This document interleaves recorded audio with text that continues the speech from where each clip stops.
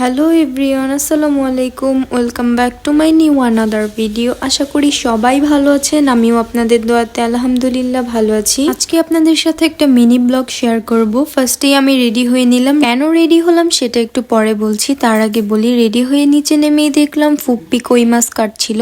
আজকে যেহেতু সকালে অনেক ভারী বজ্রপাতের সাথে বৃষ্টি হয়েছে, সেই জন্য অনেক কই মাছ উঠেছিল। আর আমার ফুপ্পা সেই কই মাছগুলোকে ধরেছিল, আর ফুপ্পি এখন সেগুলোকেই কাটছিল। আমি দাঁড়িয়ে দাঁড়িয়ে সেটারই একটু ভিডিও ক্লিপ নিচ্ছিলাম। এখন বলি আমি কোথায় যাব। আমি আর আম্মু এখন চলে যাব আমার নানু বাসায়। তার কারণ হচ্ছে আমার নানা ইন্ডিয়া গিয়েছিল ট্রিটমেন্ট করতে। অনেক আগে থেকেই নানা ইন্ডিয়া যায় ট্রিটমেন্ট নিতে। এইবার গিয়েছিল বেসিক্যালি এনজিওগ্রাম করাতে। নানার হচ্ছে হার্টে একটা ব্লক হয়েছিল, সেটার জন্যই। বাট ব্যাড লাক ছিল, গিয়ে আবার চলে আসতে হয়েছে। কজ ইন্ডিয়াতে অনেক প্রবলেম চলছে, ইলেকশন নিয়ে যাওয়ার সময় অনেক প্রবলেম হয়েছিল। তারপরে কিভাবে কি করে যেন 3 দিনের জন্য যাওয়ার পারমিশন দিয়েছিল। বাট নানার 3 দিনে কোনো কাজই হবে না, যেহেতু এনজিওগ্রাম করাবে। 3 দিন ওনার হসপিটালে রেস্টেই রাখবে। দ্যাটস ওয়াই নানাকে 3 দিন পরে ব্যাক করতে হয়েছিল। এনিওয়েজ, এখানে আমরা মামার দোকানের সামনে চলে আসি, আর এখানে কিছু বেকারি আইটেম নিচ্ছিলাম নানুদের জন্য। অন্যদিকে ওয়েদারটা অনেক বেশি খারাপ ছিল। সকালে তো কালবৈশাখী ঝড়ই হয়েছিল। দেন এই তো কথা বলতে বলতে আমরাও চলে এসেছি। আসার পরই দেখতে পেলাম এখানে সবাই বসে আছে। নানা এখানে কয়েকটা 3 পিস এনেছিল অ্যান্ড কয়েকটা ইন্ডিয়ান লুঙ্গি এনেছিল। এটা সবসময় আনে, এটা না শুধু, এগুলা সবসময়। নানা সবসময় ট্রিটমেন্ট করতে যায়, বাট নানা যখন ইন্ডিয়া যায় আমাদের ফিল হয় নানা হচ্ছে বিদেশ থেকে এসেছে। তারপরে আমি চলে যাই নানার সাথে দেখা করতে। এখন আপনারা বলতে পারেন আগে গিয়ে কি এনেছে, এগুলো দেখলেন পরে নানার সাথে দেখা কেন?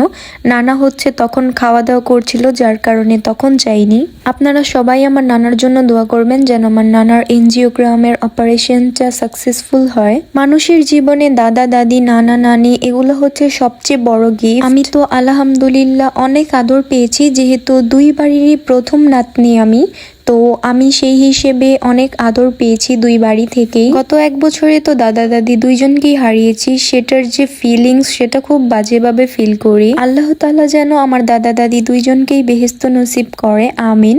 আর আমার নানা নানি এখনো বেঁচে আছে, ওনারা দুইজন যেন সবসময় সুস্থ থাকে, সেটার জন্য সবসময় দোয়া করি।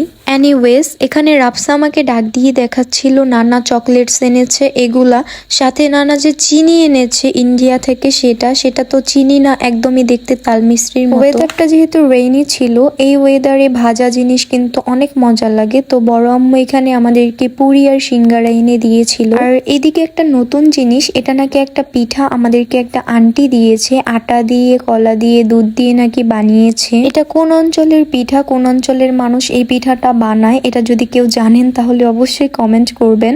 অ্যান্ড আপনারা যদি এই পিঠাটার নাম জানেন তাহলে সেটাও কমেন্ট করে বলবেন। আর এদিকে হচ্ছে আমার নানু আজকে পায়েস রান্না করেছিল, তো আমাকে একটু খেতে দিল, বললো যে একটু খেয়ে দেখো কেমন হয়েছে। দেন আমি খেয়ে রিভিউ দিচ্ছিলাম, নানুকে বলতেছিলাম যে তোমার হাতের সব রান্নাই মজা।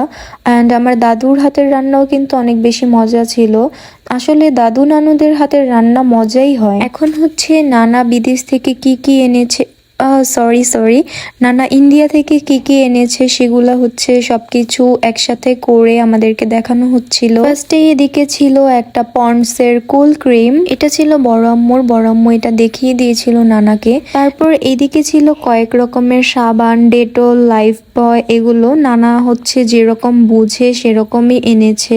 দেন এদিকে ছিল সার্ফ এক্সেল। এই সার্ফ এক্সেল কিন্তু সাদা কাপড় চোপড় ধুতে অনেক বেশি প্রয়োজন হয়। সাথে ছিল Boroline cream and fair lovely HD glow. এগুলো হচ্ছে নানা সবসময়ই আনে, যতবার ইন্ডিয়া যাবে ততবারই নানা এগুলা আনে। অ্যান্ড এটা হচ্ছে আমার নানির সবচেয়ে বেশি ইম্পর্টেন্ট একটা জিনিস, সেটা হচ্ছে সেন্সোডান্ট পেস্ট। এই বয়সী মানুষদের জন্য এটা অনেক বেশি ইম্পর্টেন্ট একটা জিনিস। তারপর হচ্ছে এখানে চকলেটস গুলোকে রাখা হয়েছিল, এগুলো দেখে তো আমার মন অনেক বেশি হ্যাপি হয়ে গিয়েছিল। বাট এগুলোর অনেক বেশি ভাগিদারও আছে, যেরকম চকলেট সেরকম ভাগিদার। স্পেশালি ছোট বাচ্চারা তো এগুলো দেখলে অনেক বেশি হ্যাপি হয়ে যাবে। আমার নানার আবার ছেলে মেয়ের অভাব থাকলেও নাতি নাতকুরের অভাব নেই। নানু আবার এই হেয়ার অয়েল গুলো বের করে দিল, এগুলা নাকি কোথায় যেন রেখেছিল, বের করতে ভুলে গিয়েছে।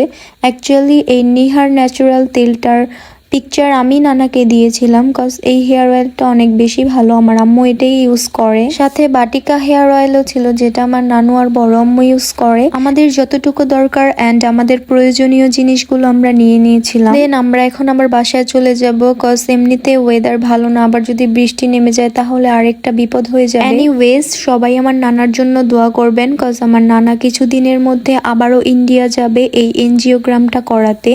সো এভরিওয়ান, আজকের ভিডিওটি এ পর্যন্তই। সবাই ভালো থাকবেন, সুস্থ থাকবেন, অ্যান্ড যারা আমার পেজটিকে এখনো ফলো করেননি তারা অবশ্যই একটা ফলো দিয়ে পাশে থাকবেন। টাটা।